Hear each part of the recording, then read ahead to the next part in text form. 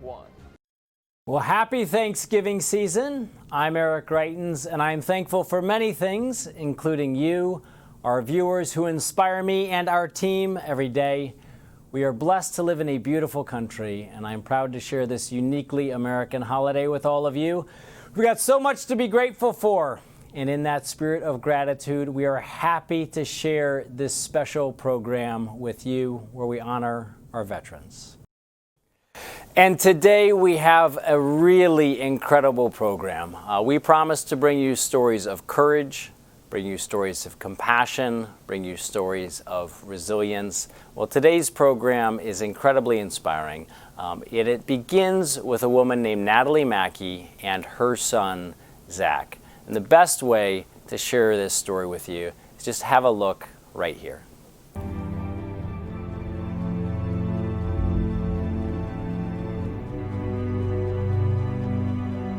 So I took Zach, and I knew he couldn't do much, but I thought I'd at least push him in one of those baby swings.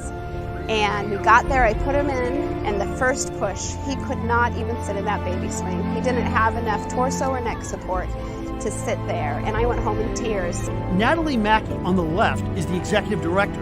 Her inspiration comes from her 17-year-old son, Zachary, who has dealt with a progressive neurological disease. So we went out on vacation and we saw a playground like what we've created here. We saw a playground that had poured-in-place surfacing, that had ramps from the bottom all the way up to the top. And Zach played and interacted with children like he had never, ever done before. He had kids come up and ask him questions, and it stimulated conversation throughout the playground about why Zach was different. And we loved that. We wanted to educate those kids to know that he is just like every other child. His body is just different than theirs. And it was on those playgrounds that allowed kids of all abilities to play together. We have a tagline that we use that I've loved throughout the years, and it's where limitations are forgotten and differences are celebrated. I really want people to like me how I am. See more playgrounds like this in as many communities as possible. On a weekly basis, we're contacted from families just like ours wanting to provide a playground for their child to play. Unlimited Play has built 20 playgrounds over the last 15 years. We've imagined this day for 4 years. Without your help, it wouldn't be possible. We dedicate this playground to them. Nothing but full support anytime we've asked. You are my hero and my friend. Now let's play! We encounter superheroes every single day. We're such an incredible crowd of people that have given so much.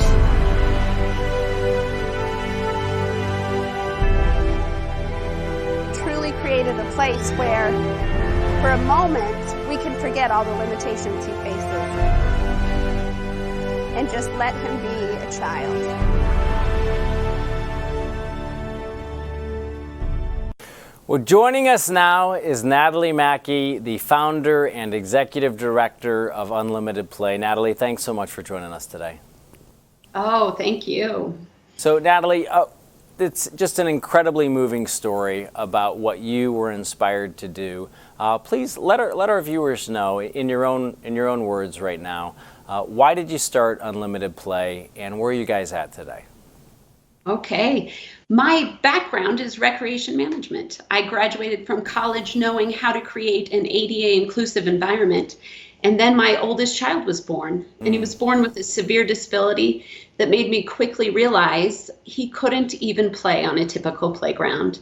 You know, we face so many other challenges going through his diagnosis and the disease that he has.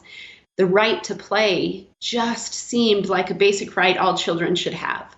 So we started Unlimited Play with the intentions to build one playground. It took us 4 years to raise $750,000, and I was done.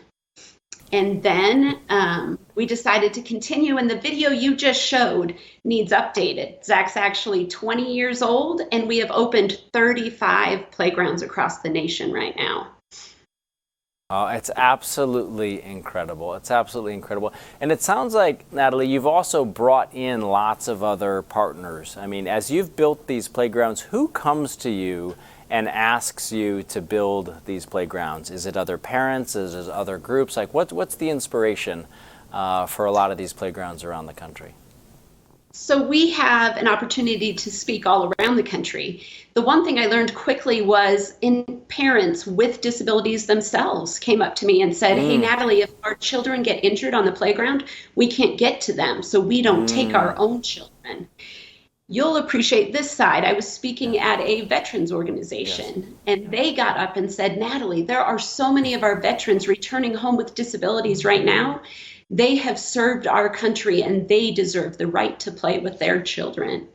We have met parents with so many kids with varying disabilities, with autism, and they said they don't take their children to the playground because they often don't understand boundaries, and they'll run out of the playground into the parking lots and into the streets. And they ask us to include fencing. So we have learned through the last 17 years that it's more than just, Zach's in a wheelchair. It's more than just that community. It's a quarter of our population that faces a disability of some kind and needs these playgrounds. It's absolutely incredible what you've done. And I can tell you and tell everyone from personal experience, I've taken my own boys to play at one of your playgrounds, which is called Jake's Field of Dreams. And I think that we have some information about that playground. But tell our viewers, please, a little bit about the inspiration for Jake's Field of Dreams. So Jake's Field of Dreams came because of when I told you I thought I was just doing one playground.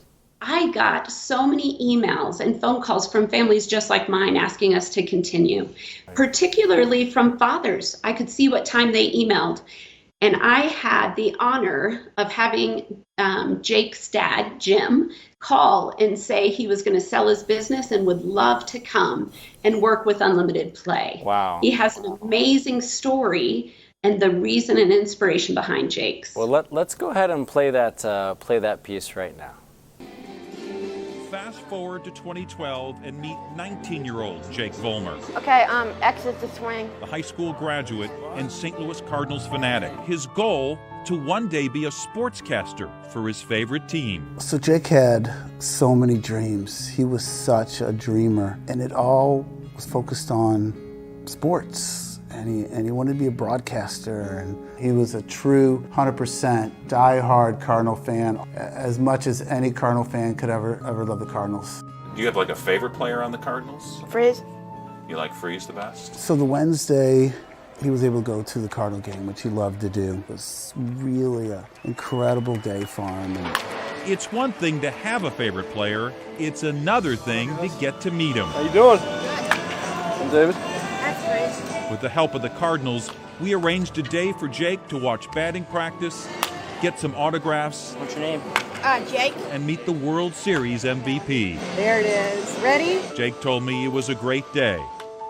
Just 2 nights later, Jake quietly, peacefully passed away in his sleep. There is no cure for muscular dystrophy, but Jake fought it with courage and grace. And though he died still a student, he taught us all a lot. Hope for tomorrow, but live for today.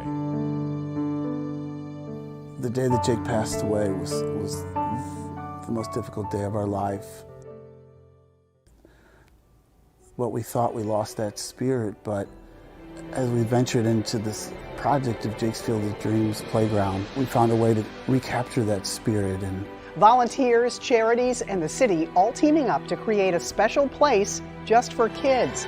It's taking a lot of money, a lot of time, a lot of hard work to make it happen. Couldn't have done it without the sponsors and community and individuals. Outpouring of love is what has transpired into Jake's Field of Dreams Playground. So now we have Jake's Field of Dreams, the Taj Mahal of playgrounds. I think we did our best to capture that spirit. May God bless and keep you always.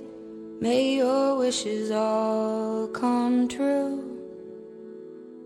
May you build a ladder to the stars and climb on every rung. And may you stay forever young. So now that the playground's open, I go out there and I spend time and I watch all the kids and I hear the laughter and the joy and I feel and I hear Jake's spirit on the playground.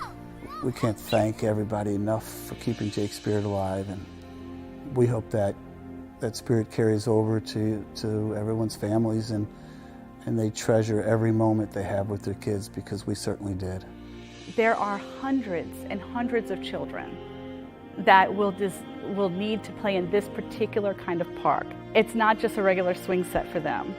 There are so many families going through these difficult times like we went through, and having a child with a disability is incredibly difficult. And the need for these playgrounds throughout the country so kids of all abilities can play together and have an opportunity to feel the love of the playground and the spirit of the playground. There's such a need for your support to help continue to develop these playgrounds so kids can, for at least for a short time, play on a playground and forget about their disabilities.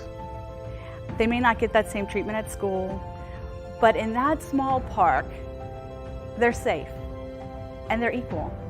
And isn't that what we want for all of our kids, just to be equal?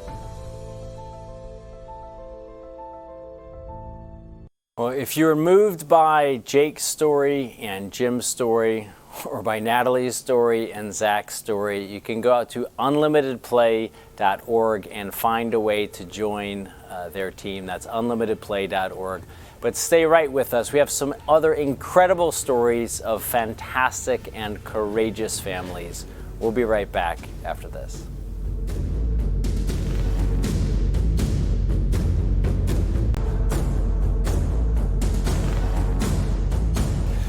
Well, welcome back to Actionable Intelligence. I'm Eric Greitens. We are blessed to have an incredible opportunity to talk with these families. And now we are also going to talk with Jennifer and Lucas Fritchie. Jennifer and Lucas, thank you so much for joining us. Lucas, tell everybody you had a mission that you wanted to create a really special place, a playground where you and kids like you could play with all sorts of kids. Tell everybody about your mission. Well, see, sometimes I have trouble making friends, and sometimes I get really angry, so it's hard for me to make friends. So I thought maybe I can make a playground where all people can make friends about their what disabilities they have, even though also my true personality, everybody thinks I just began starting this playground because I had an idea.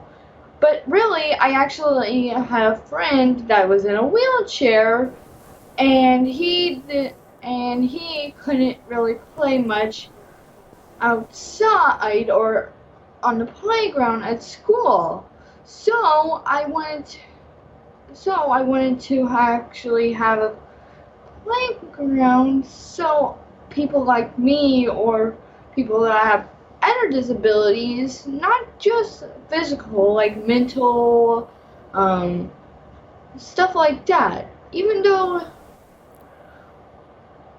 adults. But Lucas, that is so cool that you wanted to help your friend, and now it sounds like you're helping kids all over with what you're doing with this playground. That is so neat. How does that make you feel to know that you're helping so many people? Kind of happy and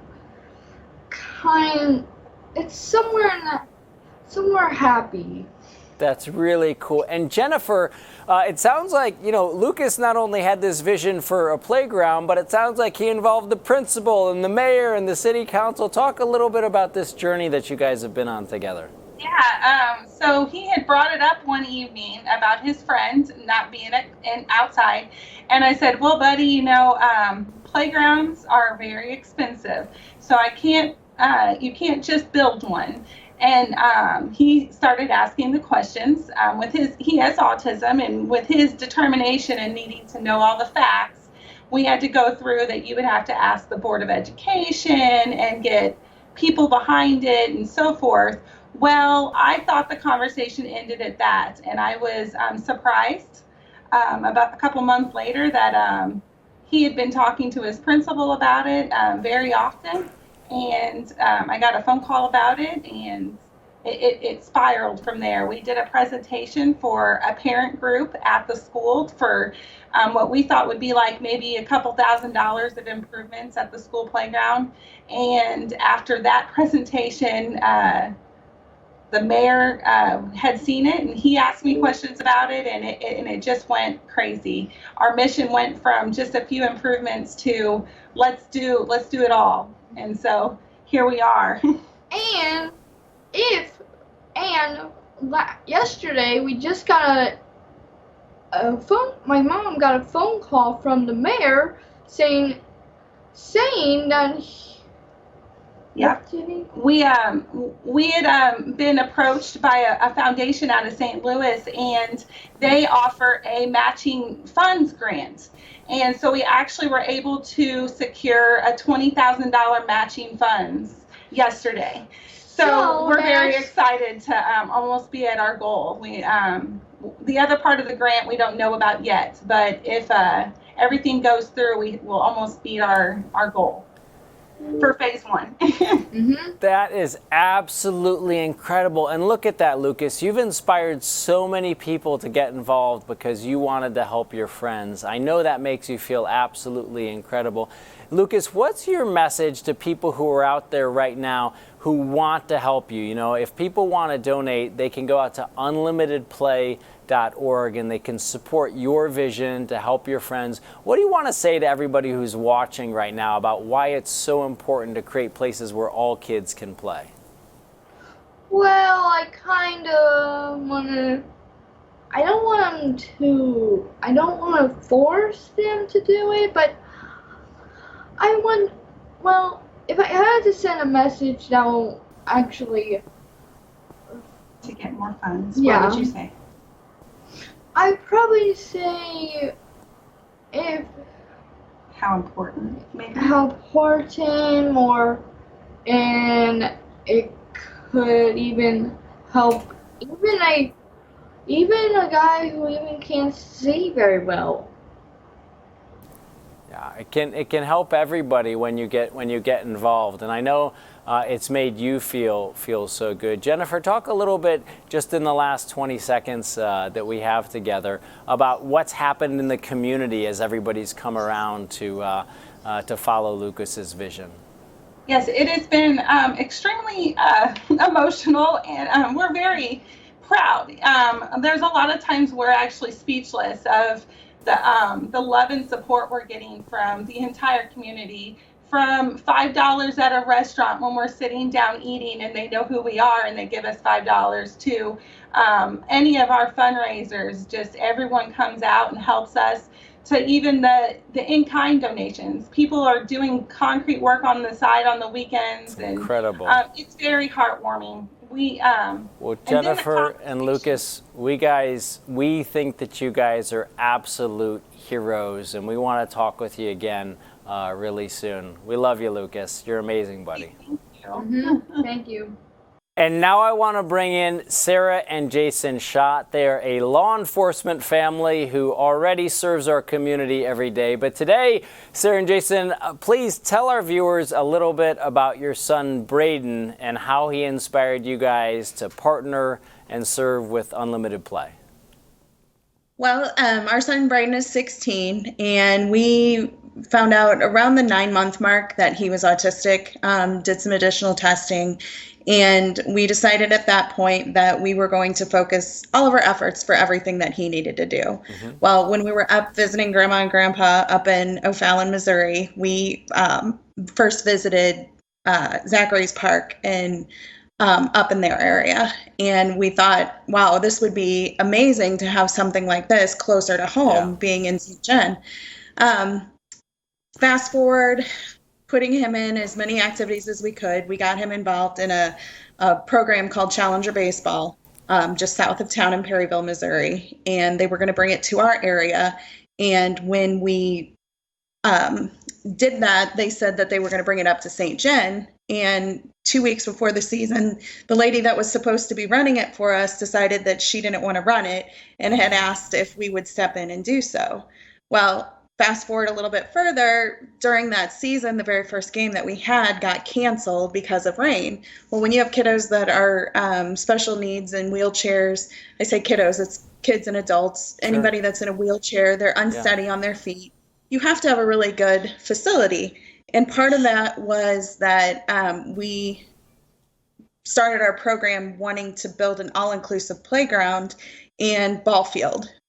So we campaigned, we got the ball field done, and then I I talked to Natalie about starting a campaign for our playground. And luckily, our local community center came along and actually put up the funding for it. So I called Natalie back and said, hey, do you do playgrounds where you don't have to fundraise for and you already had the money? And of course, she's like, absolutely.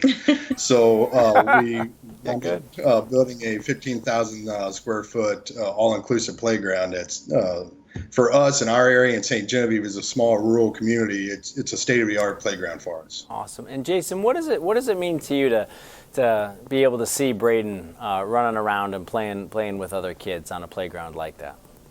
You know, it's really awesome because it's one of those things where when you have a kiddo with special needs, and especially how our playground is set up, it's all encompassed with a fence so that there's only one way in and one way out. And to be able to just literally let him go, run, do whatever he wants to do, and not have to be constantly on edge, like, oh my gosh, is he going to elope off somewhere else and us not be able to get to him? And the best part is him being able to interact with other kids. Yeah. Other kids with disabilities, other kids without disabilities, all kinds of abilities out there. They're one, and they're included in something. And that's the best part. And talk with our audience just a little bit about that, because obviously it's fantastic for you, it's fantastic for Braden, but what's so clear from all of these stories is that it makes a tremendous difference in the community for all kids. Talk a little bit about the difference that you've seen it make, in the community. Well, we'd opened September of 2016. We opened the playground, and I was gone for 3 months shortly after that for some training. But I came back in December and January, and there's snow on the ground and there's ice on the ground, and the playground was full. It's an adventure point for families and for kids, for even veterans with disabilities. They can get out there and interact on these playgrounds and play with their kids, or just go out and have a good time themselves. It's literally a playground for everybody to come as one and have a good time. It's so cool. And I'm sorry, sorry. Sarah. We have a group home which houses individuals, some of them up to 70 years old, that have developmental disabilities, and we get pictures of them out there playing. That's the great thing, is it's not just for kids, it's for everybody. Plays for everybody. It's for everybody, and it makes everybody stronger. Well, Sarah and Jason, we are incredibly inspired by you. We are inspired by what you have done for Braden. We appreciate your service as a law enforcement family. We're inspired by what you've done with Unlimited Play. And folks, if you are also inspired by what Sarah and Jason and other families like them have done, then go out to unlimitedplay.org and you can become part of that team that brings play to everybody. Again, that's unlimitedplay.org. Stay right with us. We'll be back in just a minute.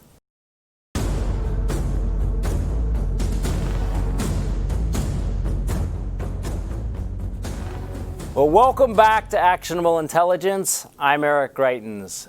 You've probably been as moved as I have been by the incredible work that Natalie Mackey and her team have done at Unlimited Play. And again, if you want to support them, you can go out now to www.unlimitedplay.org and join their team. And I'm happy that Natalie is joining us again. She's joining us with Deb Wiebrecht, who is the Executive Director at Variety, the children's charity of Greater Kansas City.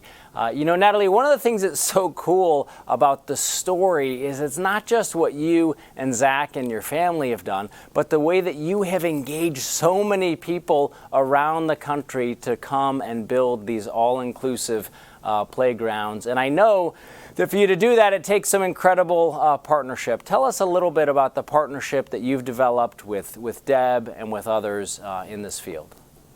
Okay, so Deb came to me several years ago and said that all of her variety kids needed the opportunity to play, just like every other child, and asked if we could work together to do that in Kansas City. And we've been doing that for years now, Deb, together, and we have built several playgrounds. We're honored to be partnering with Variety KC. Very cool. And Deb, tell us about what Unlimited Play has done for you and for the kids in Kansas City. Well, Variety Children's Charity helps children with special needs, whether it's a physical or cognitive disability. And what we realize from families is we provide them with life-changing equipment like wheelchairs and walkers and van ramps. But once you get that equipment, what are the opportunities in the community to use it and get out there and play? And I was shocked that our playgrounds were not inclusive for kids with special needs. There were barriers set up. Natalie worked with me to say, boy, just by providing the right equipment, kids with special needs can play with other kids side by side, forming friendships, getting exercise, and learning the basics of what it's like to be a child and just to play. So it's been a great partnership. And who knew that just by changing the equipment, you could open up playgrounds to a quarter of the population that was underserved. 1 out of 4 families has someone with a special need. It's a huge part of our population. And when we talk about inclusion right now, if we're not talking about that quarter of our population, we're not getting a good representation of the entire community. So what we've really learned is once you build an inclusive playground, people will drive farther. They'll come out and they'll spend more time. It's been really a wonderful, wonderful blessing for Kansas City. Beautiful. And Deb, one of the things that's been so powerful already is that we've shared with people the incredible impact that this has on the lives of kids. Talk, if you would, a little bit about the impact that this also has on their parents when you see parents across the Kansas City area who now have this opportunity to play with their kids and to see their kids play on these kinds of playgrounds. Yeah, when someone has a child with special needs, usually they have other children in their family. And a lot of times parents would tell me that they bring their children to a playground so that some of the kids could play, but their child in a wheelchair or their child with a disability had to sit and watch. And as a mom myself, there's just no excuse for that when we can build these playgrounds. So what's really happened is families can come and play for the first time together. And I hear it over and over that it's the first time they've been able to play as a family and meeting new kids. And it's been so popular in Kansas City that our Kansas City Parks and Rec Department has just made an announcement that every playground going forward will be all inclusive because they've seen the families that have come out and they've seen the impact that we're having in our community. Yeah, it's an incredible story, and it's incredible the way, Natalie, you and Zach have started to inspire people around the country. You've made this difference. Natalie, talk a little bit. We talked earlier with Jim about Jake's Field of Dreams, and we shared with people the story of Jake's Field of Dreams. You've had so many people who reach out to you. If you could please, I'm sure that there are a lot of folks who are watching today, Natalie, parents, people in the community, maybe directors of charitable organizations like Deb who are interested in partnering with Unlimited Play. Natalie, talk to them a little bit about how you guys work with others around the country. So our partnership with Variety sets the perfect example of how we do work with others. So we come in and we work with the community. We're looking for partners who are serving individuals with disabilities to listen to them, what their needs are in that community. And then, Eric, as you know, fundraising for playgrounds like this takes a lot of time. So Deb with Variety handles a lot of the fundraising in her local area, and then we work together to manage the project, make sure it's inclusive and to fit all the clients' needs. So partnerships with other nonprofits that are interested in serving their clients, just like Deb was talking about. Partnerships with donors that allow us to continue to build all of these playgrounds and give families the opportunity to play. Cool. And Deb, what would be your message to our viewers today? For a lot of people, they look at something like this, they are inspired, they're moved, but they might think to themselves, gosh, that might be too much for my community. That's a big effort, takes a lot of effort, lots of fundraising. What would you say to encourage them? I would say that it's not only for the child with special needs, it's for the able-bodied child because it teaches tolerance, acceptance, diversity. It teaches true friendship and what inclusion should look like in our community. So it has been the best thing that we've ever done, and our city is really challenged to go forward and build all parks to be inclusive. And we'd like to challenge other cities to do the same, because when you include everyone, you are making a true community. Well, Deb and Natalie, it is absolutely incredible what you guys have achieved. Natalie with unlimited play around the country, and Deb in Kansas City. It's a real testament. And I want to bring in now Chad Kennedy, who's going to talk a little bit about how we actually go about building these fantastic playgrounds. So let me turn now to Chad. Chad Kennedy is a landscape architect and an expert in inclusive design, and he has helped Unlimited Play and other organizations to build these inclusive playgrounds. Chad, thanks so much for joining us today. My pleasure. So Chad, talk with our viewers a little bit about what it takes to create not just these playgrounds, but these environments where these kids can come together, can play, and can interact with other children. Sure. I like that you referred to them as environments and not playgrounds, because that is really important to the discussion, is that we're not talking about specifically about pieces of equipment or a playground in general, but we're talking about places where people can recreate and enjoy themselves and escape the issues that they deal with on a regular basis every day. I think it's really important to note the difference between an accessible playground and an inclusive playground and inclusive environment. The difference between those is that an accessible space is really just addressing one aspect of persons with or one component of a disability, right? The physical access. And when we talk about inclusive spaces, we're talking about a whole society that we're trying to plan for, right? And so including everybody is the fundamental basis of what we're trying to accomplish. So we're talking about children on the autism spectrum. We're talking about caretakers. We're talking about parents. We're talking about siblings. We're talking about everybody. And these components that we put together in that space, whether they're equipment or whether it's the landscape around them or whether it's walkways or whatever it is that we're planning for, those all have to come together and create a diverse space for everybody. And that's really what we're trying to do, is put all those pieces together that really embrace diversity. Yeah, and Chris, talk about what are the things that's so neat about the playgrounds is that you're creating this beautiful inclusive environment where everybody can come to play together, and these are unique. Right, you've found ways to, whether it's, the playground where I've taken my boys to Jake's Field of Dreams, which has kind of a sports theme, to some of these other playgrounds. Can you talk a little bit about how you go about incorporating the inspiration from the kids and the families into your design?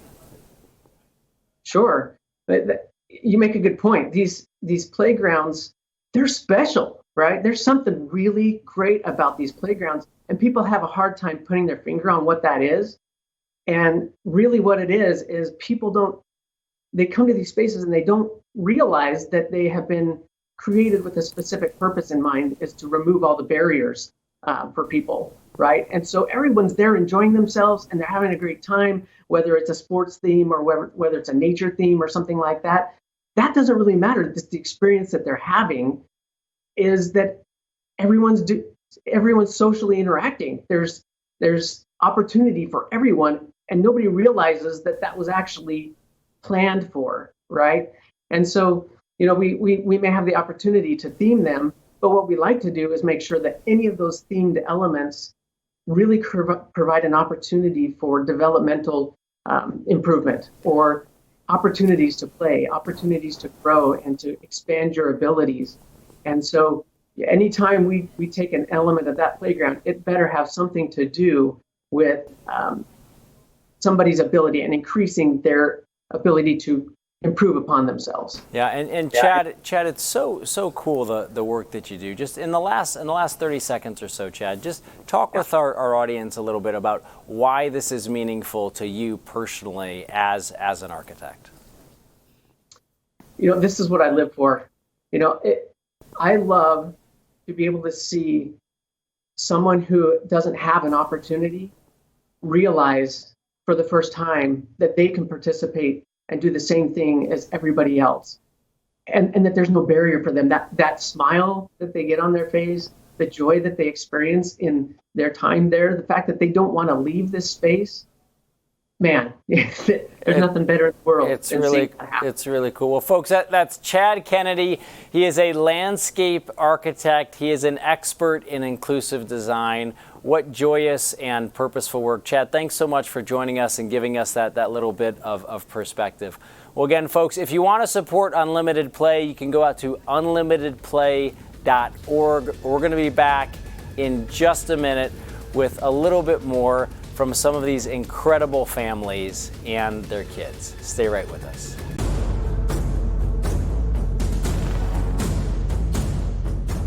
Well, welcome back to Actionable Intelligence. I'm Eric Greitens. We are really proud to bring you this special about these incredible children and families around the country and the work that they're doing. And now I want to bring in Nicole Lahazworkin. Nicole is Mrs. USA 2018, and she also won the Mrs. Universe Humanitarian Award in 2018, in part for her work working with kids with special needs. Nicole, thank you so much for joining us today. Tell us a little bit about why this work is so important to you, please. Hi, Eric. Thank you so much for having me. I'm excited to be here and tell a little bit about our story and why it is so important. Until I became a mother of a child that had different needs myself, I have to be honest, it may be a world that I wasn't really familiar with. I always was an advocate for bully prevention. I was an advocate for inclusivity, but now it really means so much more to me, knowing the battles that families like mine go through on a daily basis. My daughter, Ashlyn, was born at 31 weeks, and when she was 6 months old, she received a cerebral palsy diagnosis. And as you can imagine, that changes life as you know it. Not necessarily for something for the worse, but definitely a new life. And it's something that you have to recalibrate and get used to a little bit. Cool. And Nicole, why is it so important for your family to have groups like Unlimited Play who are doing this work, building these all-inclusive playgrounds around the country? They mean so much. What they say to a family like mine is that you're welcome here and that we notice you and that we hear you. And that's something that is just means so much because when you do have a child that has different needs, sometimes it could be a little isolating. And playgrounds like this welcome you with open arms. It teaches other children who may be using the park about empathy. It teaches people about differences. And it's just a really great way to embrace people who may live differently or children that may play differently than your child. Yeah, and one of the things that we keep hearing from folks is that it's not just for the kids. It's an incredible opportunity for the kids, but it does so much for the parents as well, and for that sense of community. Has that been true for you and your family? Absolutely. I mean, unless you're born with a child that has different needs or have a family member that lives with different needs, how would you know what it's like? You know what I mean? And that's something that my family is really open about inviting other people along our journey and seeing what it's like, asking questions. And I think that's a perfect opportunity for kids to ask questions is when they're on the playground together, when they're faced with each other, when they have to learn to figure it out a little bit. And I think that's a wonderful thing. Absolutely. And Nicole, what would your message be to all of the folks who are watching right now who might not have a kid who has special needs but want to be supportive of you, of families like yours, want to be supportive of Unlimited Play? What should they know? Well, first of all, I just want to say we need your support. We can't do it alone.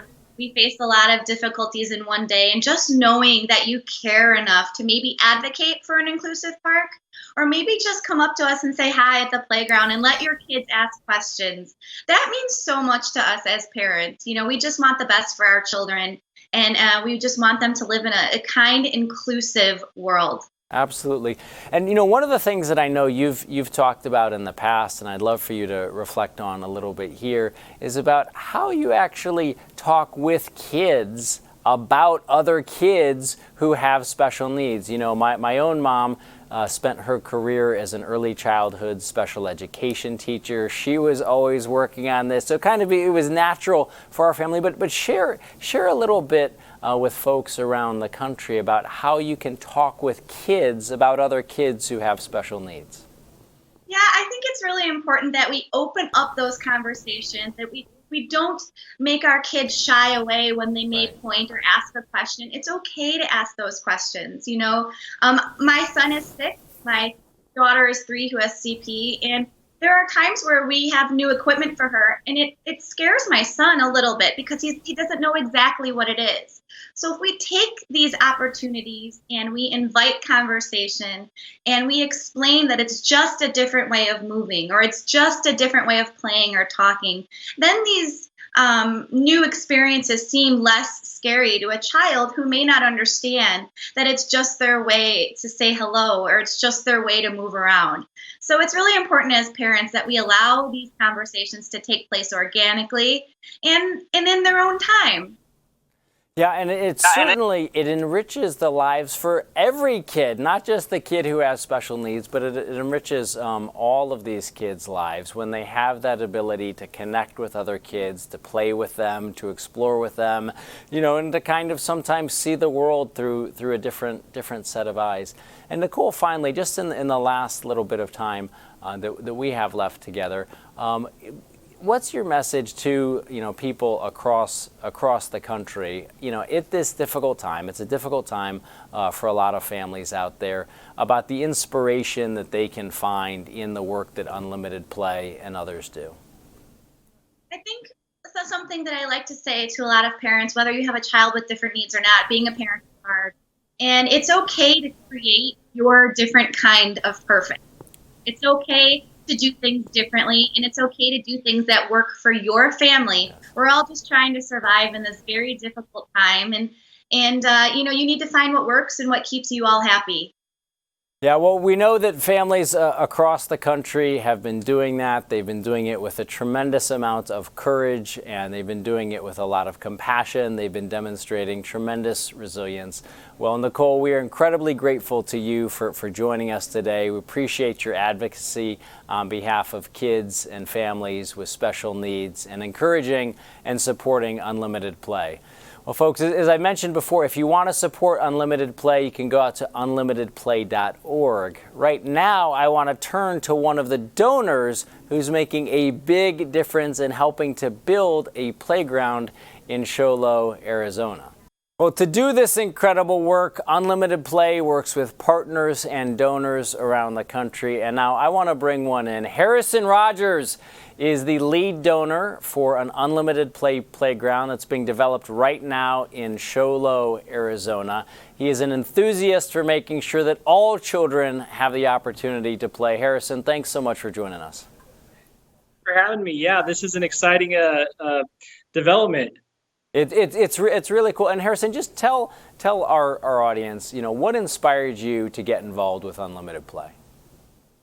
This is easy to get involved with. As far as I'm concerned, I grew up with an older sister with severe autism, and so I started a private school for students with autism. So we're always looking for ways to have inclusivity with the general public, with our students. And so this park, just being around the corner from our new school development, was just such a blessing. It's not only going to bless our student body, but the whole community. I mean, everybody's taking an effort. It's great. And Harrison, talk with our viewers a little bit. What's that like for kids who have autism to have a place where their parents, they can come and they can play with all kids together on a playground? What kind of difference does that make for them?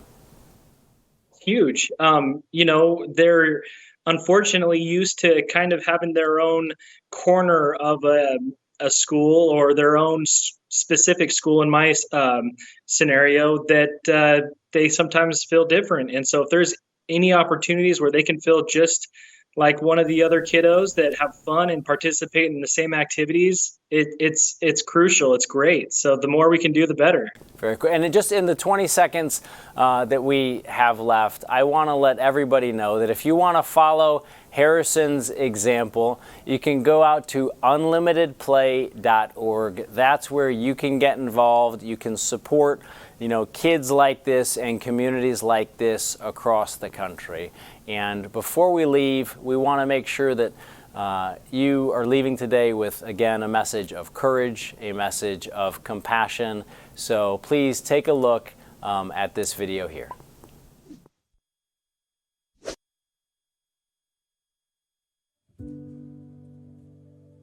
We have a tagline that we use that I've loved throughout the years, and it's where limitations are forgotten and differences are celebrated. I can't change my son. I can't change the differences that you see, but what an amazing thing if we can start to celebrate those differences. I can just let Gracie go and drive, and kids will just come up and talk to her. But at other playgrounds, you won't see that happen. But there's just something magical about these playgrounds. Greitens is a 12-year-old autistic boy. His disabilities are basically, nonverbal and the autistic spectrum. Kids like my son and kids with special needs absolutely have an equal opportunity to play on this playground. So my son was born with a disability that puts him in a wheelchair, and pretty much everything we do is difficult for Zach.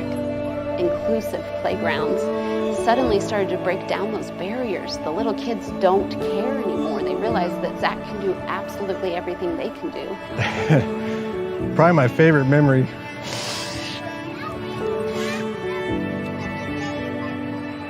when all the kids come running in. You had disabled and mainstream kids side by side playing. You don't see that every day.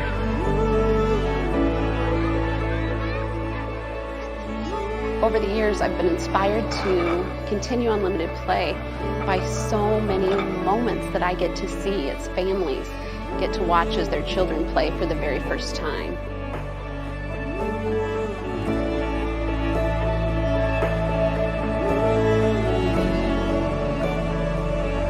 Gracie.